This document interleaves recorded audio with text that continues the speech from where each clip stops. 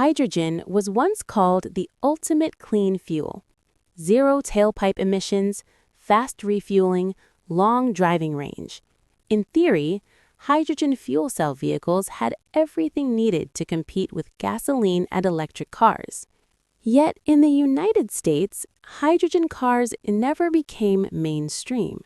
So what happened? This is the factual story of why hydrogen vehicles struggled in America and why they remain a niche technology today. 1. The promise of hydrogen. Hydrogen fuel cell vehicles do not burn fuel the traditional way. Instead, they generate electricity through a chemical reaction between hydrogen and oxygen. The only byproduct? Water vapor. Automakers presented hydrogen as the best of both worlds. Zero emissions like EVs, fast refueling like gasoline cars, long driving range. Companies such as Toyota, Honda, and Hyundai invested heavily in hydrogen development. Models like the Toyota Mirai, Honda Clarity Fuel Cell, and Hyundai NEXO entered the U.S. market with real production numbers. But the technology faced structural problems from the beginning. 2. Infrastructure, the core problem. Hydrogen cars depend on a specialized refueling network. Unlike electric vehicles, which can charge at home, hydrogen vehicles require dedicated high-pressure fueling stations.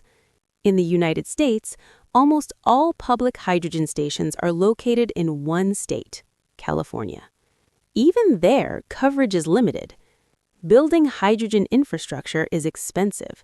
Stations can cost millions of dollars each due to high-pressure storage systems, complex safety requirements, specialized transportation logistics. Without stations, consumers won't buy hydrogen cars. Without cars on the road, companies won't build stations. This created a classic infrastructure deadlock. 3. Cost of hydrogen fuel.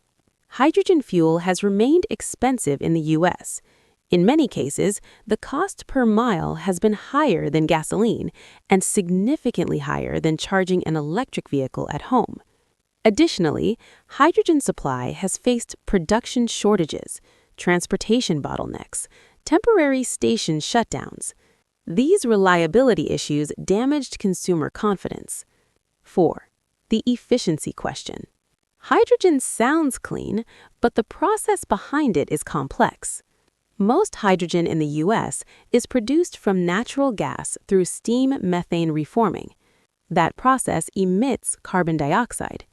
Green hydrogen, produced using renewable electricity, exists but remains costly and limited in scale. There is also an efficiency challenge. Electric vehicles use electricity directly from the grid. Hydrogen vehicles require electricity to produce hydrogen first, then convert it back into electricity inside the car. Each step loses energy. From a system-wide efficiency perspective, battery electric vehicles turned out to be simpler and more practical. 5. The rise of battery electric vehicles. When hydrogen vehicles were entering the market, battery technology was improving rapidly. Companies like Tesla expanded charging networks and increased driving range. At the same time, battery costs fell dramatically. Fast charging improved. Federal and state incentives supported EV adoption. Consumers had a clear alternative, one that did not depend on a new fuel infrastructure. By comparison, hydrogen adoption remained geographically limited. 6. Limited model availability. Hydrogen cars in America were few in number.